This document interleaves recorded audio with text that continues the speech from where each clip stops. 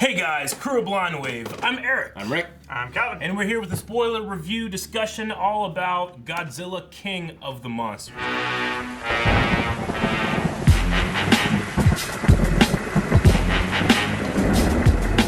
you haven't seen that movie, please do not watch this video. Or if you don't care, please watch this video. Or just keep the video running, maybe on mute so that, you know, we get good watch time. I don't know, maybe.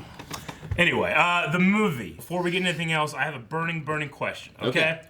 When I was a kid, I watched the movie with Mothra. Yes. There was two little Asian girls. Yes. That had like a psychic connection to them, right? Yes. In this movie... Two fairy twins. In this movie, there's... what I thought, as I'm watching in the beginning, like, hey, there's that... Okay, here's an Asian girl that's with kid, right? Mm-hmm. And then she would be in a complete other scene right after, like taking place at the same time, and I'm thinking, she a twin? and then they never really came back to it. Well, so they kind of did. They kind of did. They kind of did. Yeah. Yeah. Because her But it was mom, way after that it was relevant, I think. and her grandmother, like, were both twins. They had sets of twins, and I'm thinking, oh, wait. I'm not racist and thinking they both look alike. They're twins. They're twins. Yeah, okay. Yep. So will that one day feed into maybe some kind of Mothra thing? I don't know. Yeah, I don't know. They did play like the Mothra song in this. They did.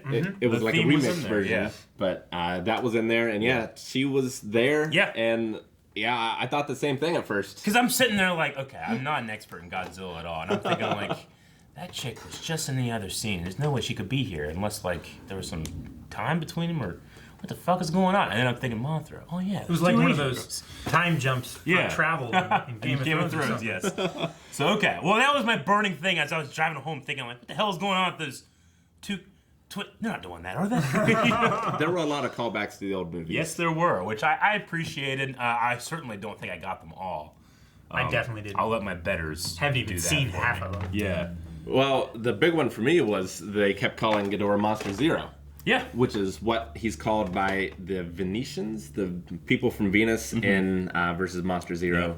Yeah. That's his name for him, and the Earth name is Ghidorah. Yeah, and I loved that they could have easily just had, well, no, these are the, you know, these Titans have been around for a while. He's from space. Yep. Yeah. He's from space. He's from space, which is great. Yep. I feel like this movie over the other one, I think the first one, Gareth Edwards, might be yet more grounded than this one, because this one it's like, oh yeah, he's from space, some kind of underground city. These are the first gods. We have this air destroyer, you know. Like I felt like this one was really taking in the fantasy, way more than like the what if giant monsters existed, which I appreciated. I mean, I liked it a little bit more. Granted, I've only seen the first one once in theaters, so I might need to do a revisit and just watch it again. I think I've watched the first one about 3 times. Yeah. Once in theaters and then twice just in home. But I think I enjoyed this one more. Yeah. I didn't enjoy the humans as much in this one. Really?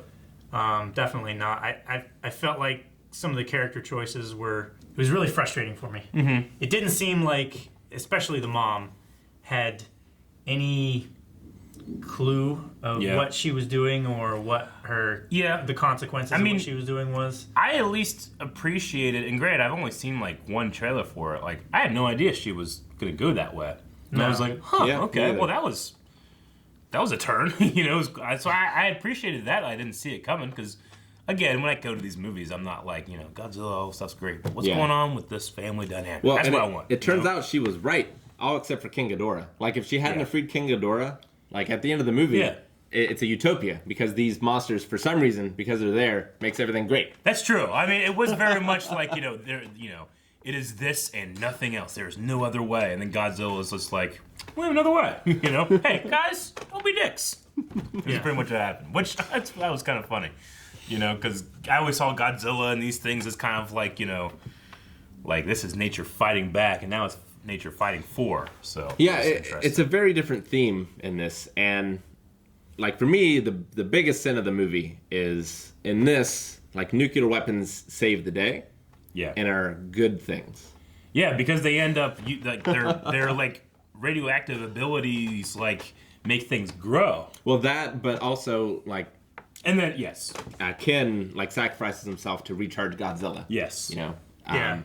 And like, you know, it's showing, well, you know, here's this nuclear weapon, it saved the day. It doesn't show any of the negative fallout afterwards of like, you know, why these things are bad, and that's completely an antithesis to why Godzilla exists.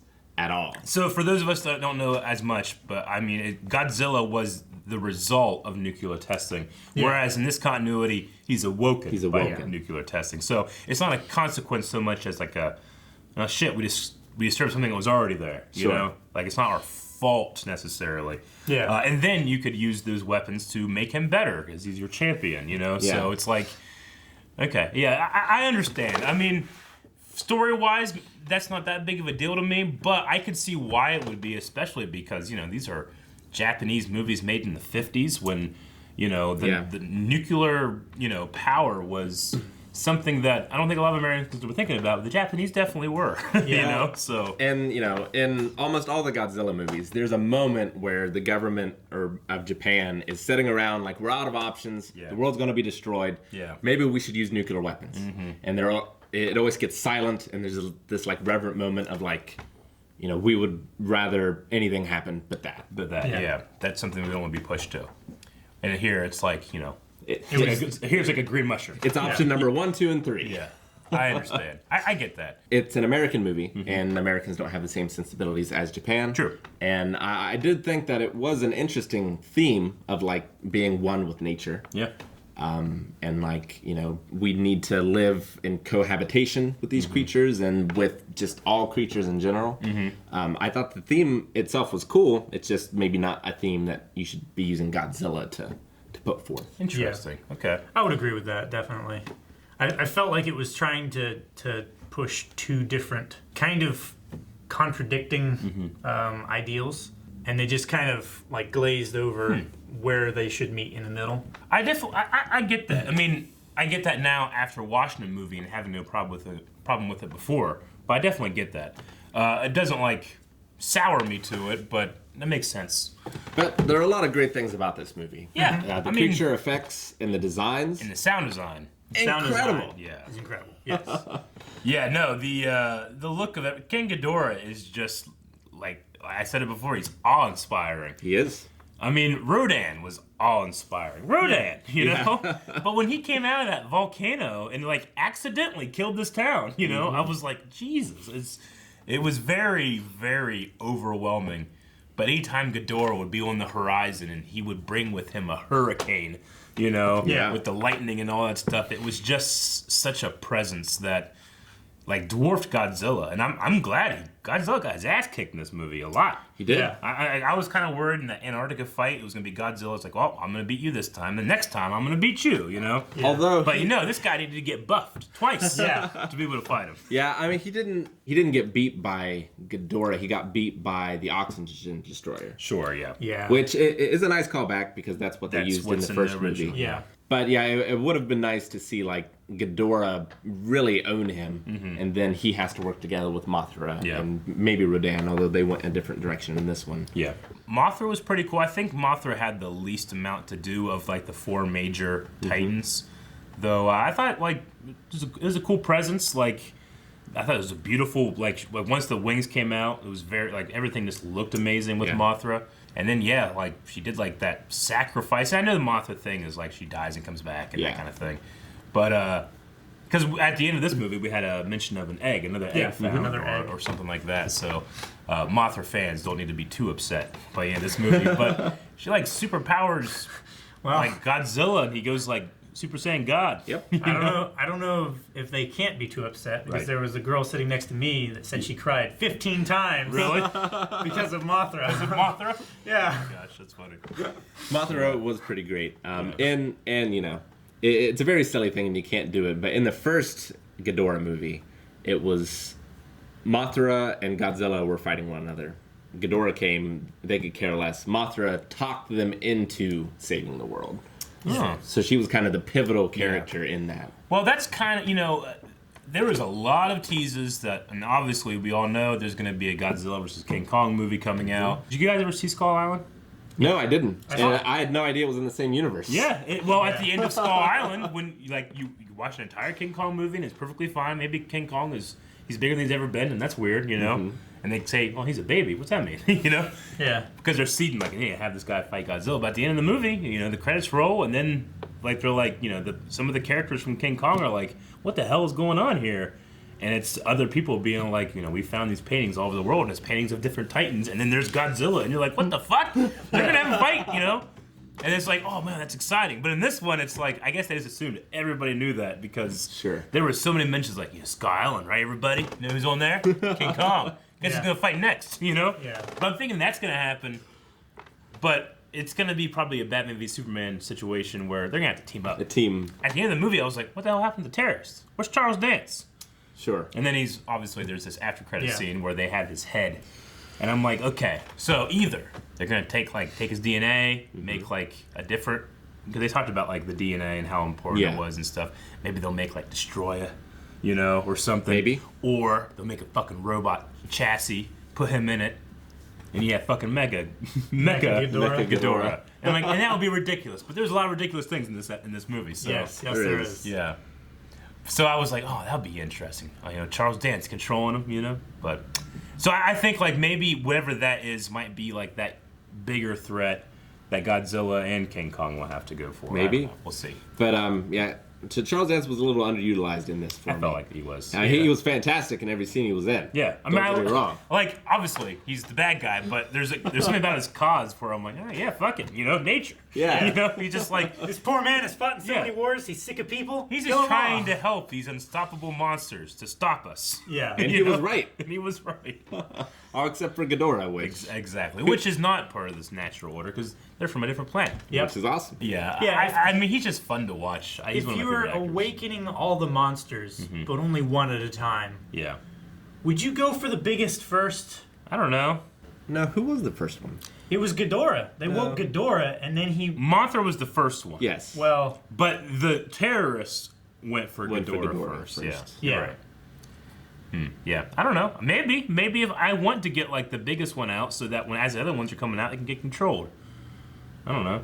But they didn't know that he was going to control them all. Yeah, I know. Well, but they could control him. Well, they had the idea that they had this alpha thing, right? Which I guess one of the things about the movie that I was like, does this really make sense? Is I understand the frequencies can create an alpha frequency and they'll listen, but how the hell these things hear them a world away? Yeah. I can say okay, Godzilla, he's so big that sounds could literally travel hundreds of miles and others can hear it. I get that.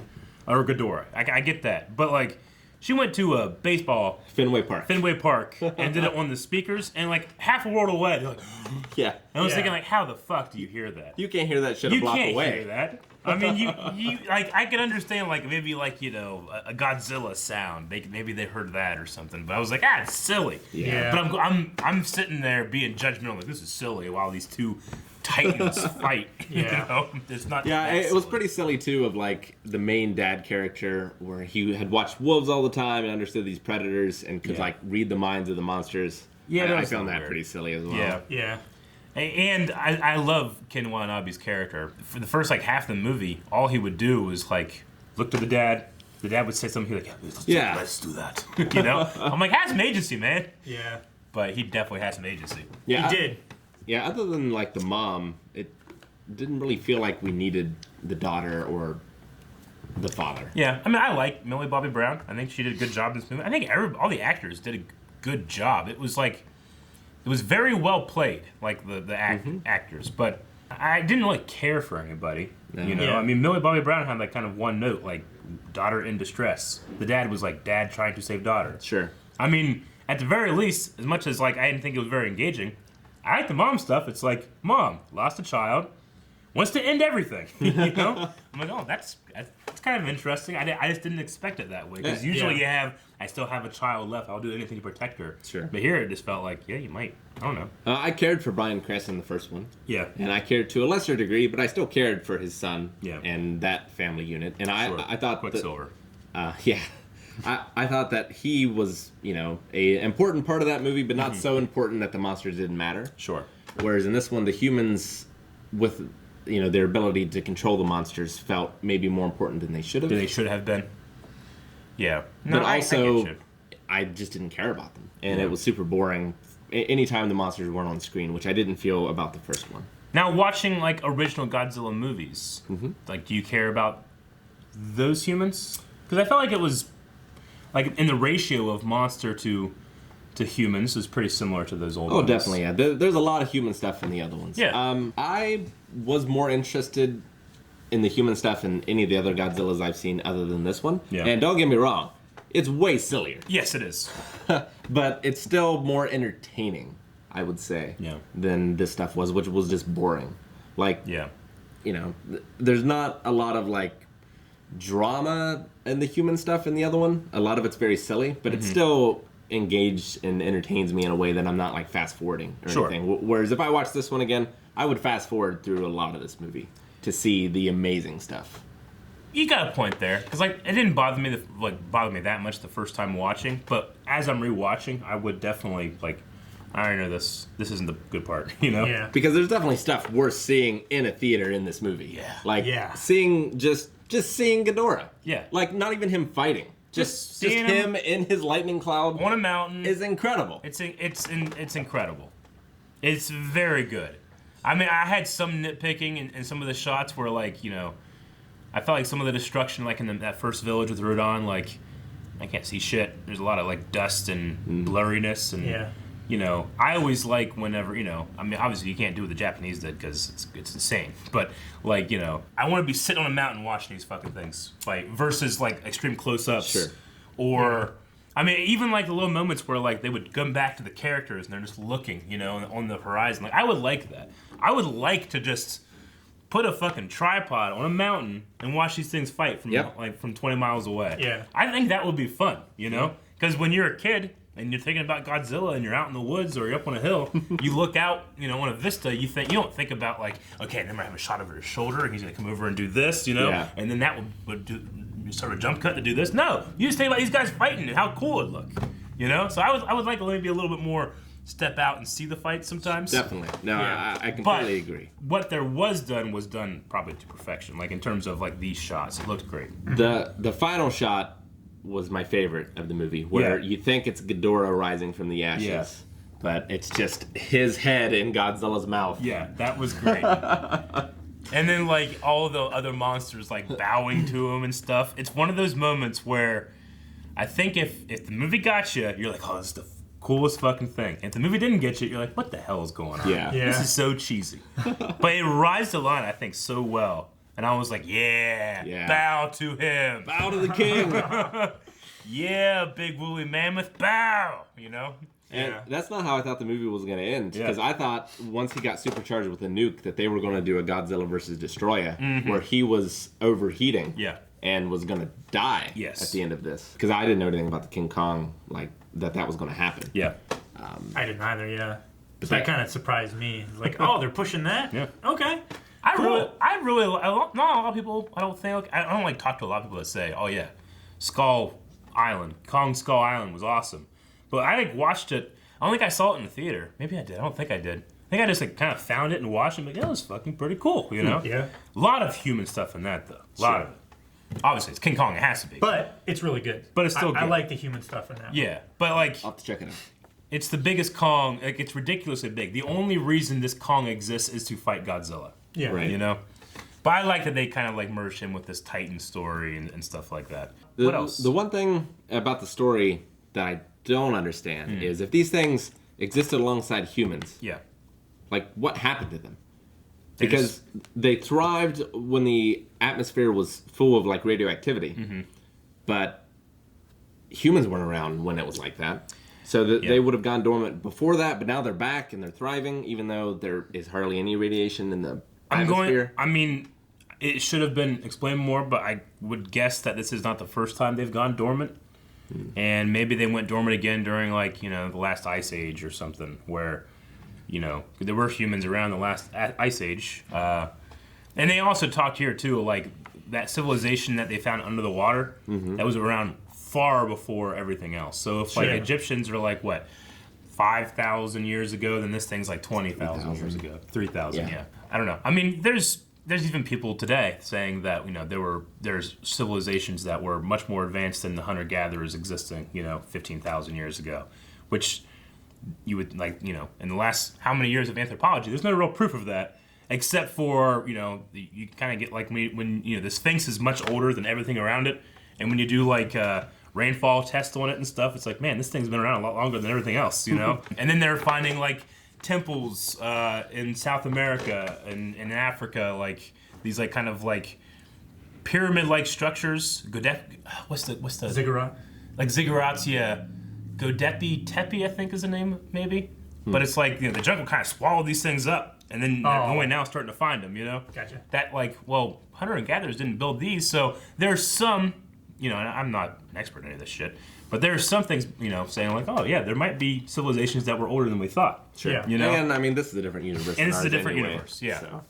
But I appreciate like showing, like, they showed like the ziggurat look when they were talking about like this older civilization, so that was cool. But yeah, I wonder, like with Kong, like, are all of the other 19 kanji, what are they called? I don't know. Kaiju. Yes. I don't know why I was. I was blanking out. You like scrambled my brain when you said that. Kanji. I was like, kanji. Will be involved in that fight. Maybe, I don't know. Because, like, if it is King Kong versus him, like, he's got a squad. He has his squad.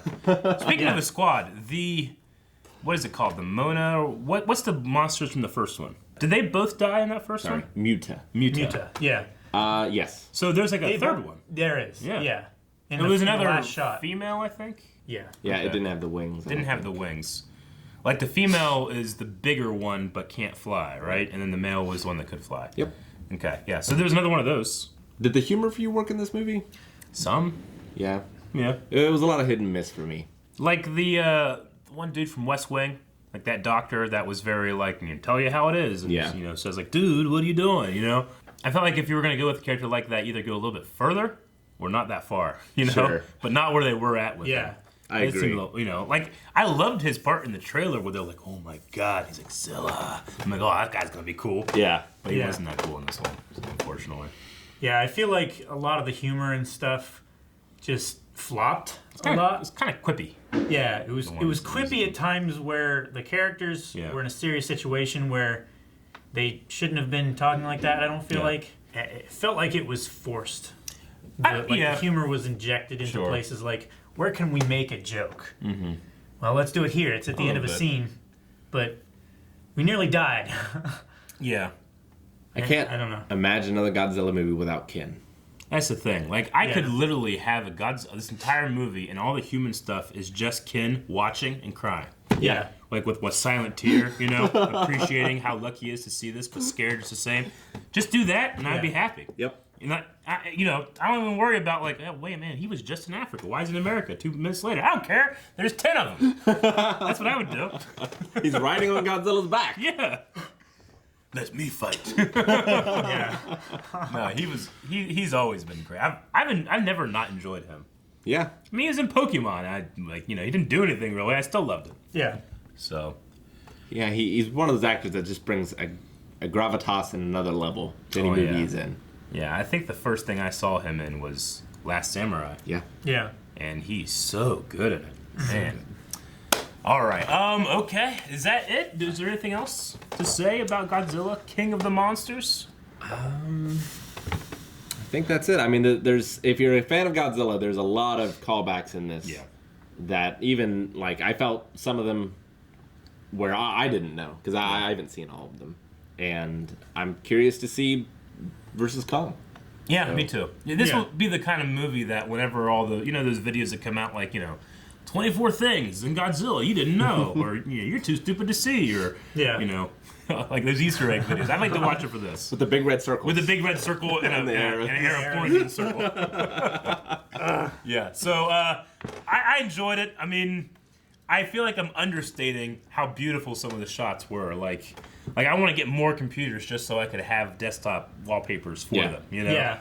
So I want all those scenes cut out, so when I'm not doing anything else, I can just have those rolling in the background. I agree. That's great. And I'm sure someone will make a YouTube compilation only kaiju fights. I'm sure they will. Okay, well that's what we think, and that is the movie discussion, the review. We want to hear what you guys have to think. You can put your thoughts down in the comments. And what's the next movie we're going to be doing? We got another movie coming up, don't we?